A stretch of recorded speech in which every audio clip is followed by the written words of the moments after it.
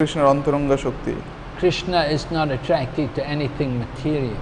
কৃষ্ণ কোনো জড়জাগতিক বস্তুর প্রতি আকর্ষিত নন।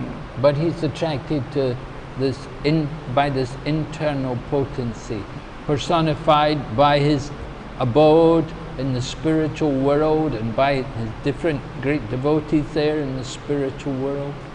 তিনি অন্তরঙ্গা শক্তির বিভিন্ন প্রকাশ, যেরকম তার চিন্ময় ধাম, সেখানের ভক্তগণ তাদের দ্বারা আকর্ষিত হন। Okay, so the first characteristic going to be discussed is relief from material distress, and this is achieved at the level of sadhana bhakti. আমরা প্রথম যে লক্ষণ ভক্তির ক্লেশাগ্নি, অর্থাৎ শুদ্ধ ভক্তি ক্লেশ নিবারণ করে, এটি সম্পর্কে বিশদ আলোচনা করব এবং এটি সাধন ভক্তির স্তরের সাধকরা প্রাপ্ত করতে পারে। So sadhana bhakti, rather, people come to Krishna consciousness, they're going to begin at the level of sadhana bhakti. Means devotional service according to the different rules and regulations. মানুষ যখন প্রথম কৃষ্ণ ভক্তিতে আসে তখন তারা সাধন ভক্তি স্তরে কৃষ্ণ ভাবনামৃত শুরু করে, তারা তখন বিভিন্ন বিধি নিষেধ পালন করে ভক্তি অনুশীলন করে। So we do see many people come to Krishna consciousness in distress. Prabhupada noted in the Western countries how although the Western world was quite opulent at the time of Srila Prabhupada, he saw that so many people were in distress. Srila Prabhupada তিনি যখন পশ্চিম দেশে গিয়েছিলেন তখন বিশেষত পশ্চিম দেশগুলো ধন সম্পদে পরিপূর্ণ ছিল, কিন্তু তখন তিনি দেখেছেন যে অনেক মানুষ সত্যিকারের অত্যন্ত দুঃখী বা দুর্দশাগ্রস্ত। In the Bhagavad Gita, Lord Krishna says, Chaturvida bhajanti mam jnana sukritino arjuna arto jignasur artarti jnani cha bharatarshava. That there are 4 reasons why people surrender to Krishna. They're all considered, all these people who come to Krishna consciousness are considered pious people. They have some sukriti, and their sukriti brings them to Krishna consciousness, but they have some motivation also. And one motivation why people come is to get relief from distress. Another reason is out of in search of wealth, and then curiosity, and then in search of knowledge. Srila Prabhupada তিনি যেরকম উল্লেখ করেছেন, শ্রীকৃষ্ণ ভগবদ গীতায় অর্জুনকে বলছেন যে 4 ধরনের মানুষ আমার কাছে শরণাপন্ন হয়। চতুর্বিধা ভজন্তে মাম জ্ঞান সুকৃত অর্জুন আর্ত জিজ্ঞাসুর অর্থাৎ জ্ঞানীচ ভারতর সর্বা। আর্ত জিজ্ঞাসু, আর্ত মানে যিনি অত্যন্ত দুর্দশাগ্রস্ত, তিনি আসেন। অর্থার্থী মানে যিনি অর্থের লাভের বাসনায় কৃষ্ণের শরণাপন্ন হন, এবং অনেকের অনেক প্রশ্ন থাকে, জিজ্ঞাসা থাকে, তারা আসেন, অথবা যাদের জ্ঞান অর্জনের ইচ্ছা আছে। এই 4 ধরনের ব্যক্তিরা শ্রীকৃষ্ণের শরণাপন্ন হন। Prabhupada writes, in Bhagavad Gita, the Lord says that one should surrender unto him, giving up all other engagements. The Lord also gives his word there that he will protect surrendered souls from the reactions of all sinful activities.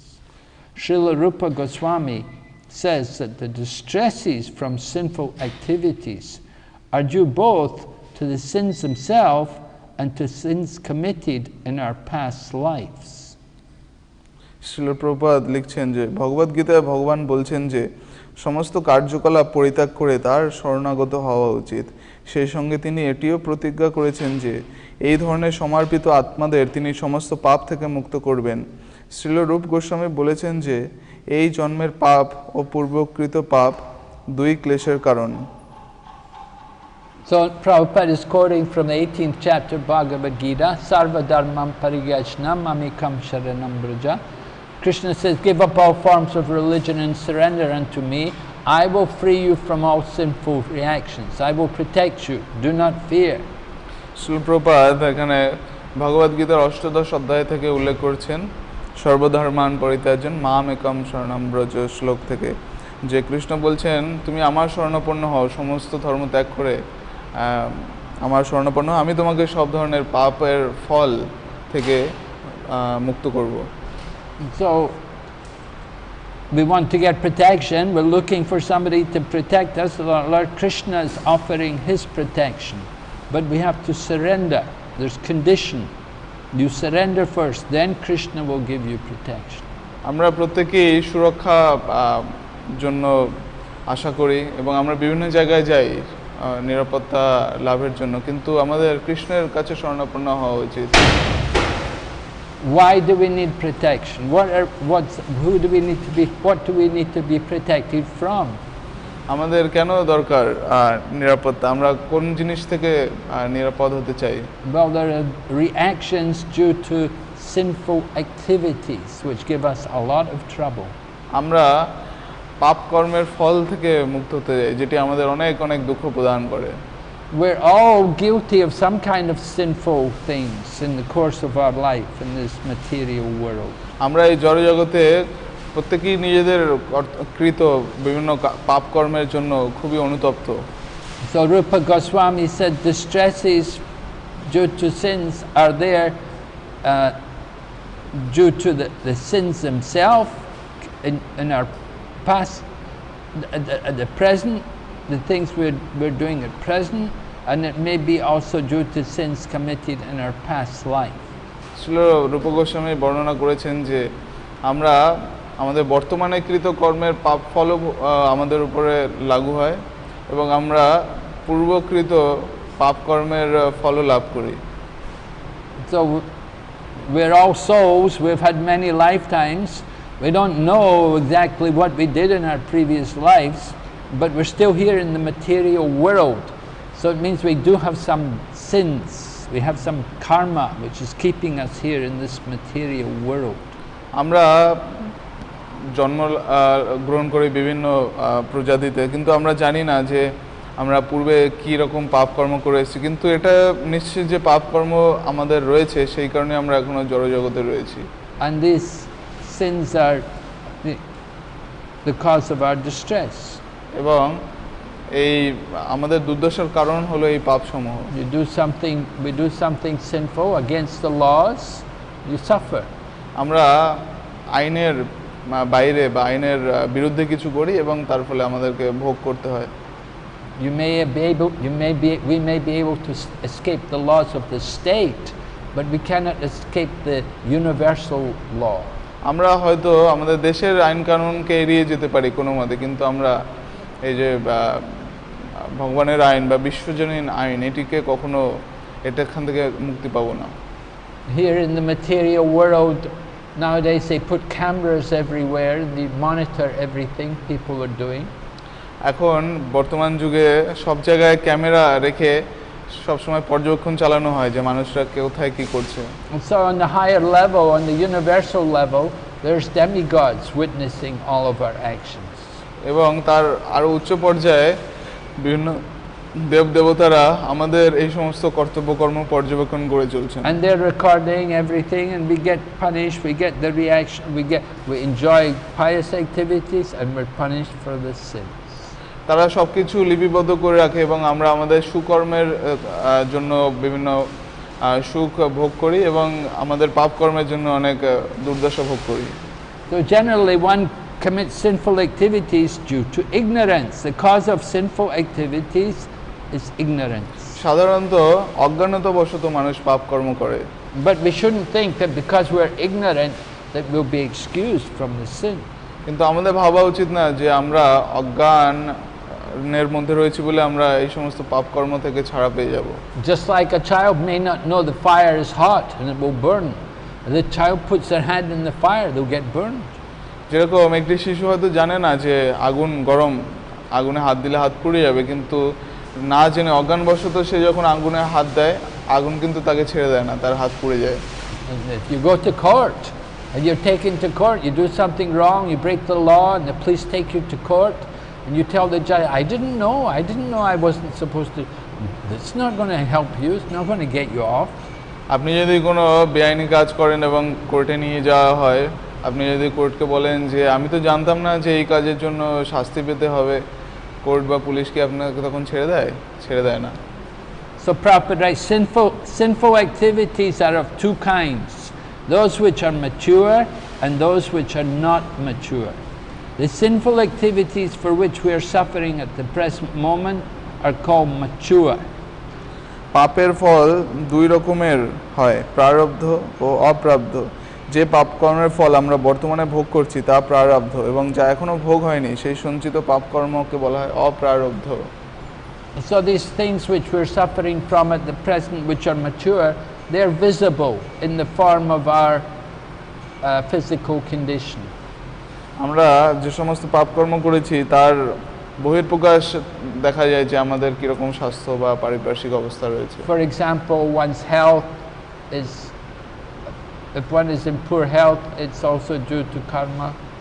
যেরকম কারো স্বাস্থ্য খারাপ থাকতে পারে, তো সেটি পাপ কার্যের ফল। If one is has no education, that's also a sinful reaction. যেমন কারো যদি শিক্ষা দীক্ষা ভালো না থাকে তাহলে সেটিও পাপ কর্মের ফল। One may be in very poor economic condition, that's another kind of reaction for sins. এবং কেউ হয়তো আর্থিকভাবে দুর্দশায় রয়েছে, এটিও একটি তার খারাপ ফলের প্রতিক্রিয়া। And then one's physical appearance is also the reaction. এবং তার যে শারীরিক রূপ সেটিও তার কর্মের প্রভাব, কর্মের ফল। So the many sinful activities stored within us for which we have not yet suffered are called immature. তো এরকম অনেক পাপ কর্ম রয়েছে যা আমরা এখনো যার ফল ভোগ করিনি, সেগুলোকে বলা হচ্ছে অপ্রারব্ধ। For example, a man may have committed criminal acts but not yet been attested for them, arrested, not yet been arrested for them. Now, as soon as he is detected, arrest is awaiting him. Similarly, for some of our sinful activities, we are awaiting the stresses in the future, and for others which are mature, we are suffering at the present moment. Srila Prabhupada লিখছেন, উদাহরণস্বরূপ বলা যায়, যেমন কোনো দুর্বৃত্ত অনেক অপরাধ করা সত্ত্বেও এখনো ধরা পড়েনি, কিন্তু যখনই সে ধরা পড়বে তখনই তাকে কারাগারে দণ্ড দেওয়া হবে। এইভাবে আমাদের অপ্রারব্ধ পাপের ফল আমরা ভবিষ্যতে প্রারব্ধ হব, আর আমাদের প্রারব্ধ পাপ কর্মের ফল এখন আমরা ভোগ করছি। So we've done some sins, we've done some bad things, we've done some good things. We get rewarded when we do pious activities, we suffer when we do bad things. আমরা এই কারণে অনেক ভালো পুণ্যকর্ম বা পাপ কর্ম করেছি এবং পাপ কর্মের ফলও আমাদের ভোগ করছি, আর পুণ্যকর্মের ফলও আমরা ভোগ করছি। So devotees should be very worried about the sinful reactions which are waiting for us, as well as the sins which we're suffering at the moment. There are more sins waiting. আমাদের যে সমস্ত পাপ কর্মের ফল এখনো আমরা ভোগ করিনি সেই সব ব্যাপারে চিন্তিত থাকা উচিত। আমরা যারা পাপ কর্মের ফল ভোগ করছি আরো বেশি পাপ সঞ্চিত রয়েছে। So we want to understand how we can get relief from this condition. তো আমাদের বোঝার চেষ্টা করেছি যে এই অবস্থা থেকে আমরা কিভাবে মুক্তি পেতে পারি। Srila Prabhupada writes, in this way there is a chain of sinful activities and their concomitant distresses, and the conditioned soul is suffering life after life due to these sins. Srila Prabhupada বলছেন, এইভাবে পাপ কর্ম ও তার পরিণামরূপী ক্লেশ ক্রমান্বয়ে চলতে থাকে। এইভাবে বদ্ধজীব এই সমস্ত পাপের ফল জন্ম জন্মান্তরে দুঃখ ভোগ করতে থাকে। He is suffering in the present life the results of sinful activities from his past life, and he is meanwhile creating further sufferings for his future life. বর্তমানে পূর্বকৃত পাপের ফল ভোগ করতে করতে সে পরবর্তী জীবনের দুঃখরূপে নতুন বীজ বপন করতে থাকে। So the body which we have now, this is a manifestation of our karma from the past life. আমাদের বর্তমানে যে দেহটি রয়েছে এটি হলো আমাদের পূর্বজন্ম কৃত কর্মের ফল। Somebody is enjoying, somebody has born with a lot of opulence and very good health, very good looking, means they were very pious in the previous life. কারো যদি খুব ভালো বংশে পরিবারে জন্ম হয় এবং আকর্ষণীয় দেহভঙ্গি থাকে এবং আর্থিক সঙ্গতিযুক্ত পরিবারে জন্মগ্রহণ করে, বুঝতে হবে যে সে পূর্ব জীবনে ধার্মিক ছিল। So everyone, some people are enjoying, others are suffering. Everyone gets the results of our past work. তো কিছু মানুষ তারা ভোগ করছে, দুর্দশা ভোগ করছে, এবং কিছু মানুষ তারা আনন্দ উপভোগ করছে। Srila Prabhupada explains more.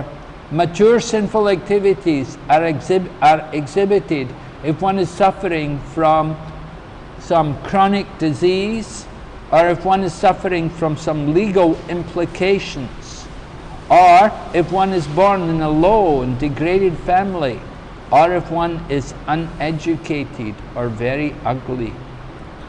ভীষণ রোগ, আইন সংক্রান্ত অভিযোগ, নিচুকুলে জন্ম অথবা বিদ্যা বা রূপের অভাব, এই সমস্ত প্রারব্ধ পাপ কর্মের লক্ষণ। So we see how the sinful reactions, how they affect us. We can see them manifesting in these different ways. We become involved in some legal case. People have to go to court. They're involved dealing in the courts for a long time. They have to spend a lot of money. It can be very troublesome. This is karma. আমরা দেখি যে কিভাবে আমাদের পূর্বকৃত কর্মফল আমাদের উপরে প্রভাব বিস্তার করে। কেউ হয়তো অনেক আইনি ঝামেলায় জড়িয়ে পড়ে, তাকে বছর পর বছর কোর্টে যেতে হয়, তারপরে তাদের সাথে যুক্তিতর্কে তাদের সাথে বসতে হয়। তো এটি দেখায় এটি হলো কর্মফল। So the many different ways in which karma works and which it affects us, bringing us distress. এইভাবে কর্ম বিভিন্নভাবে আমাদের বিভিন্ন সুখ অথবা দুঃখ নিয়ে আসে জীবনে। And people are very pious, they enjoy. এবং যারা খুব ধার্মিক তারা উপভোগ করে। There are many results of past sinful activities for which we are suffering at the present moment, and we may be suffering in the future due to our present sinful activities. But all of these reactions to sinful deeds can immediately be stopped if we take to Krishna consciousness. পূর্বকৃত পাপের অনেক ফল আমরা বর্তমানে ভোগ করছি, এবং বর্তমানে যে সমস্ত পাপ আমরা করছি তার ক্লেশ আমাদের ভবিষ্যতে ভোগ করতে হবে। কিন্তু আমরা যদি কৃষ্ণ ভাবনায় ভাবিত হই, তাহলে এই সমস্ত পাপ কর্মের ফল অবিলম্বে নিবারিত হতে পারে। So we see, for example, this COVID-19 virus which is spreading everywhere. This is the reactions due to our past sins, because the past sins of all the people on the planet. So we've got this karma.